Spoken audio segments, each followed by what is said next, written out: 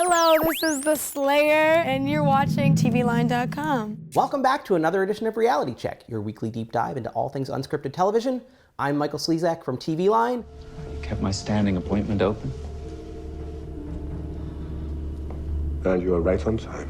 I am here with American Idol Season 6 standout Melinda Doolittle, who has an all-request Stage-It show coming up on April 22nd, right after The Voice. It's at 8 p.m. Central, 9 p.m. Eastern.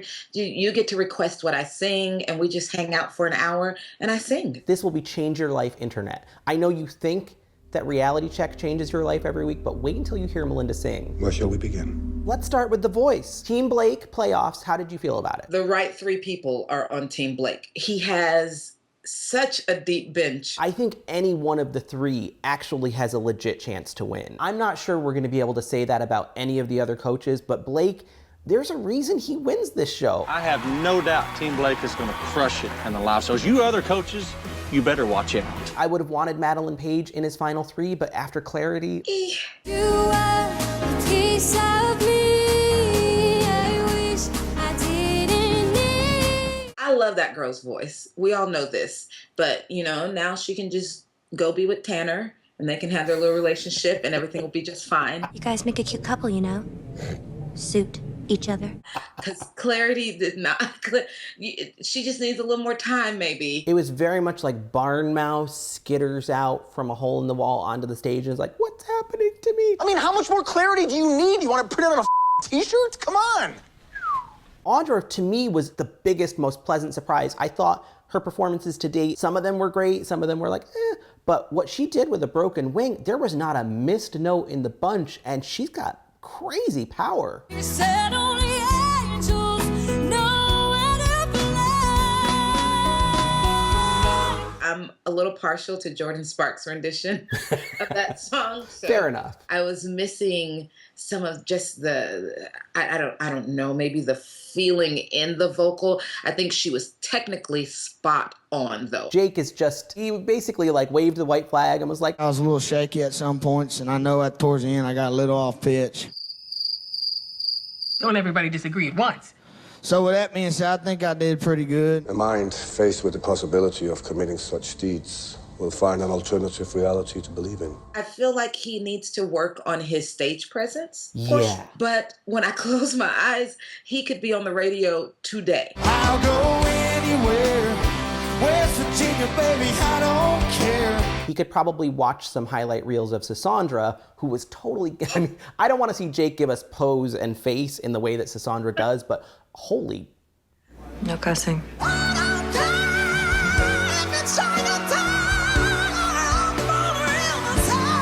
I know that she is polarizing. Yes. I get it. My fight for her was that Blake let us vote on her.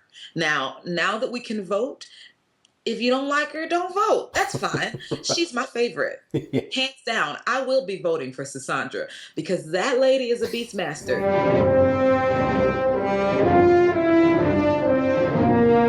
I'm glad we agree on Cassandra because I don't think we're going to agree on anything else this week. And on that note, I'm just going to say from the last night of Battle Rounds, I kind of really dug Melissa's version of Girl on Fire. Okay, then. That's fine.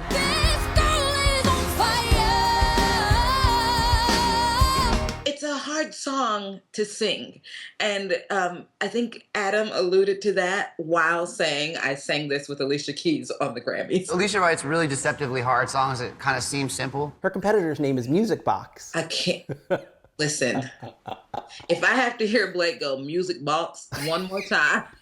Music Box. That is just rated I for I can't. I'm still so curious about Music Box. I won't. I think I would go with Music Box too. And we are now done with The Voice. Let us move on to American Idol. The mood over there is going to be pretty grim, like Jonestown.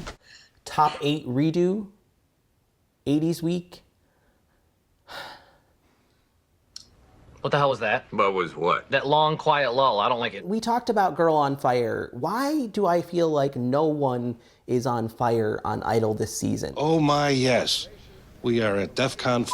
Even the judges are starting to work my last nerve. Help me out, Melinda. I'm going in. I don't know what that means. I'm going in. I can't stand it anymore. I want to...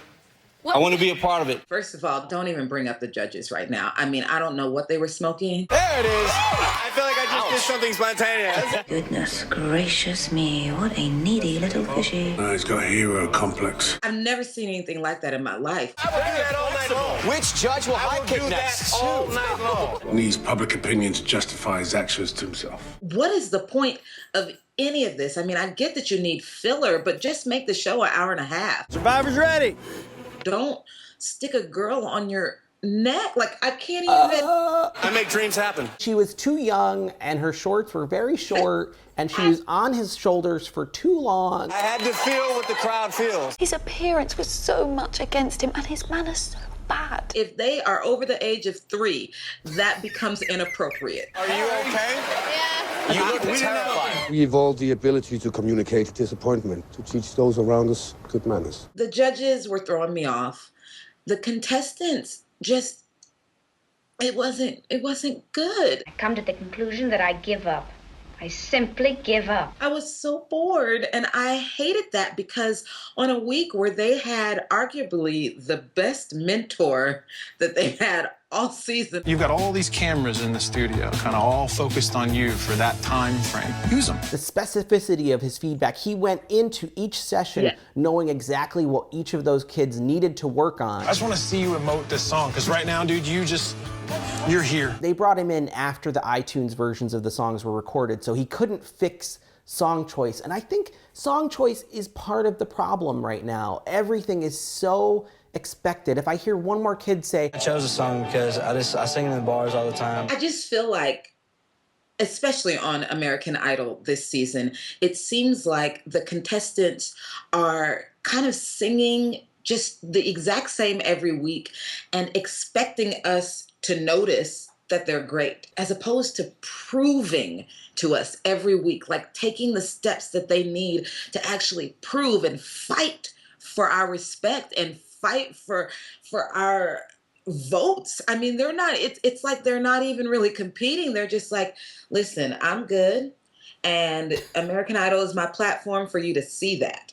Not American Idol is my platform for me to prove that. Like, they're putting it on us when it's on them. This season is the equivalent of Christmas morning and you keep getting socks. Every box you open, it's socks. Socks can be nice. You'll probably wear them. You might like one pair better than the other, but it's still socks. Socks.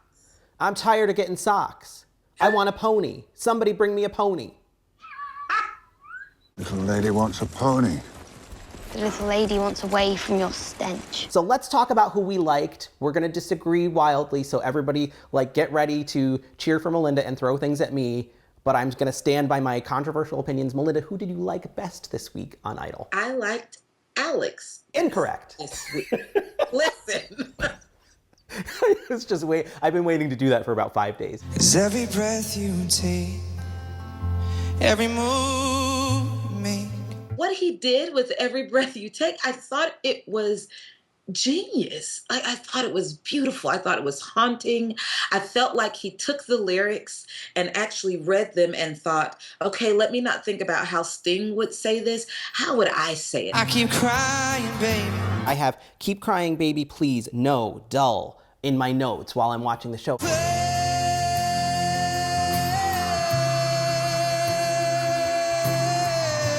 The whole thing was so emotionally neutered. The words just, every breath you take, I'll be watching you, beep, bloop, bloop, bloop. Every game you play, every night you stay, I'll be watching you. I was with J-Lo. To change it that much, for me, really just lost the soul of the song. It's J-Lo and me against the world at this point. Words I never thought I would say. I'm like, go ahead and say that again. She's rubbing her hands together over the cauldron, being like, I've got another one. Did you hear that, my pet? I appreciate trying something different, but if I go to a restaurant and I get chicken with peanut butter, jelly, and banana, it's like, well, you tried something different. It's not the same chicken parmesan I've gotten at 100 other places, but it's also not good. I'm racing for the tomatoes, but my 2 favorites this week were Gina and Dexter. I dug what Gina did with I Love Rock and Roll. To me, taking it into a sultry, slinky kind of place made sense because the song isn't just about loving rock and roll, it's also about seducing the guy at the record machine. I saw him dancing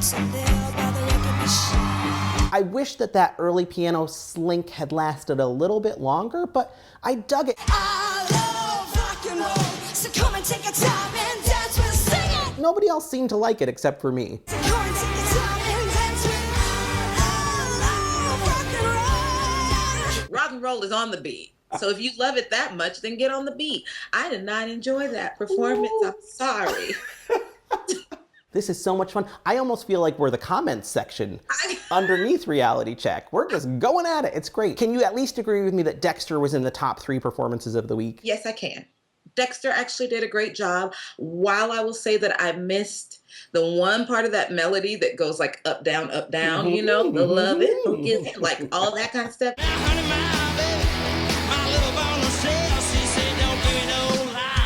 Your hands, you'll see. It moved well. I felt like he handled himself well. Thank you, David Cook, for just explaining it's just walking. Like, do something. There's no reason he should show you up. Yeah. It's walking. As we're looking at the week as a whole, I think the bottom 2 was the correct bottom 2. Malaya, Through the Fire.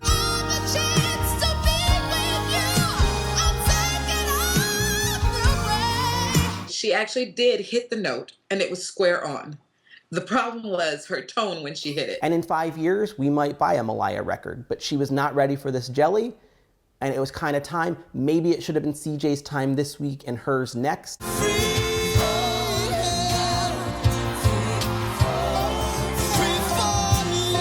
We're just going to say that every single week, and then CJ's going to win, right? Because what's happening? You have the ability that maybe some of the other contestants struggle with, which is to touch people's hearts. We're at top 8 week.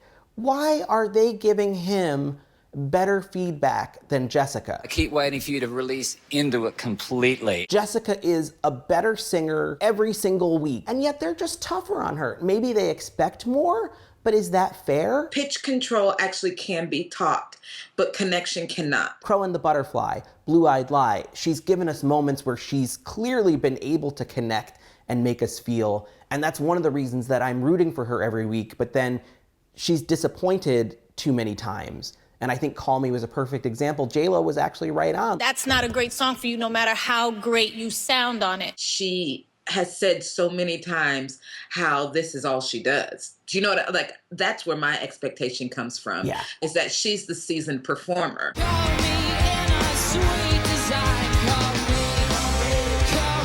We're demanding more from her than we might from Sam. I will give Sam credit this week. He actually rearranged Time After Time. Uh-huh. He did it interestingly. I thought he sounded pretty good on it. If you're lost, you can look and you will find me.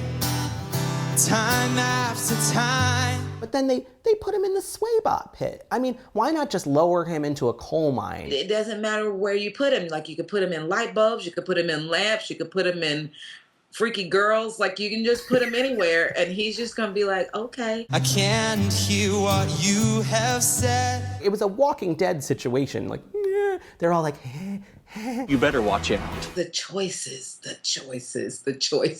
And it's not just on the contestants. Sometimes it's on the production. Like, the choices of things like that.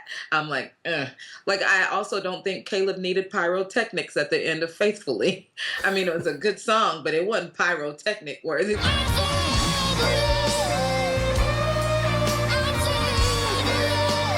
I guess I'm getting to the point where I'm getting a little bit over everybody, and I don't want to be that person, but I don't know. If that was the best of the night? What would have warranted pyrotechnics at the end of the song would have been had his vocal kept soaring. It was like he kind of like got to the Faithfully part and then just like brought it down. He was like, oh.